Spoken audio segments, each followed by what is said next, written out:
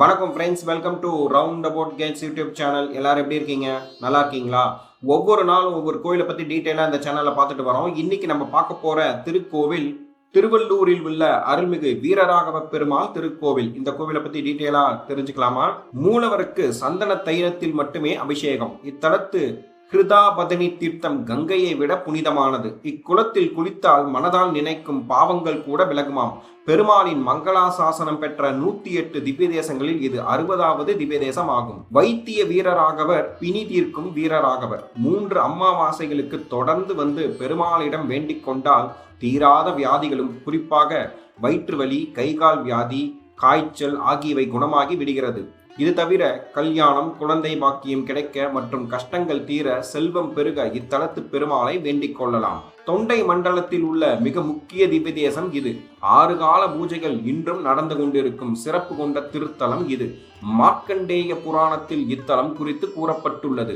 மூலவருக்கு சந்தன தைலத்தில் மட்டுமே அபிஷேகம். சுமார் 15 அடி நீளமும் 5 அடி உயரத்தில் பெருமாள் சயன கோலம் கொண்டுள்ளார். லட்சுமி நரசிம்மர், சக்கரத்தாழ்வார் சன்னதிகள் இத்தலத்தில் மிகவும் விசேஷம். மிகவும் பழமையான தலம் இது. இத்திருக்கோவில் பல்லவர் காலத்தில் கட்டப்பட்டுள்ளது. இக்கோவிலின் தல வரலாறை பார்ப்போம். சாலிகோத்திரர் எனும் முனிவர் இக்கோவில் அருகே உள்ள புனித குளக்கரையில் 1 வருடம் தவம் இருந்தார். தை மாதம் அன்று தனது பூஜைகளை முடித்துவிட்டு ஆகாரத்துக்காக மாவை சுவாமிக்கு நெய்வேத்தியம் செய்துவிட்டு ஒரு பங்கை கொடுக்க இருந்தார். வயதான அந்தணர் வந்து அதை கேட்க இவரும் அதை கொடுத்தார். கிழவரும் புசித்து பசி இன்னும் தீரவில்லை என்றும் மேலும் கேட்க முனிவரும் மகிழ்ச்சியோடு மீதியையும் தந்தார். முனிவரும் அன்று முழுவதும் உபவாசம் இருந்து அடுத்த நாள் முதல் 1 வருடம் கழித்து திரும்பவும் தவம் செய்தார். 1 வருடம் கழித்து முன்பு போல் மறுபடியும் நெய்வேத்தியம் செய்த பின் விருந்தாளி வருவாரா என்று எதிர்பார்த்திருக்க, அதே போல் அதே கிழவர் வந்து மாவு கேட்க முனிவரும் தந்தார். பிறகு படுத்திருந்த அந்த கிழவர் எவ்வுள் என்று வினவ, முனிவரும் தன் இடத்தையே காட்டி இவ்விடம் படுத்துக் கொள்ளவும் என்றார். மறுகணமே அந்த பிராமணர் ரூபத்தில் வந்த பகவான் சயன கோலத்தில் காட்சி தந்தார்.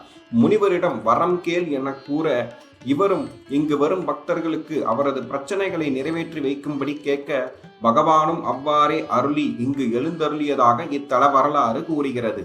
இக்கோவிலின் மூலவர் எவ்வுள் கிடந்தான் வீரராகவ பெருமாள். உற்சவர் வைத்திய வீரராகவர். தாயார் கனகவல்லி. தீர்த்தம் கிருதாபதனி. புராண பெயர் எவ்வுளூர், இப்போது இருக்கும் பெயர் திருவள்ளூர். கோவில் திறந்திருக்கும் நேரம் காலை 6:30 முதல் 12 மணி வரை, மாலை 4 மணி முதல் 8 மணி வரை திறந்திருக்கும்.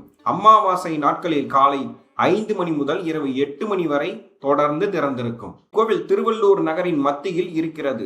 அருகில் உள்ள ரயில் நிலையம் திருவள்ளூர், அருகில் உள்ள விமான நிலையம் சென்னை மீனம்பாக்கம். மீண்டும் ஒரு நல்ல பதிவில் உங்களை சந்திக்கிறேன். இந்த வீடியோ உங்களுக்கு பிடித்திருந்தால் லைக், ஷேர், சப்ஸ்கிரைப், கமெண்ட் செக்ஷனில் கமெண்ட் செய்யவும். நன்றி, வணக்கம்.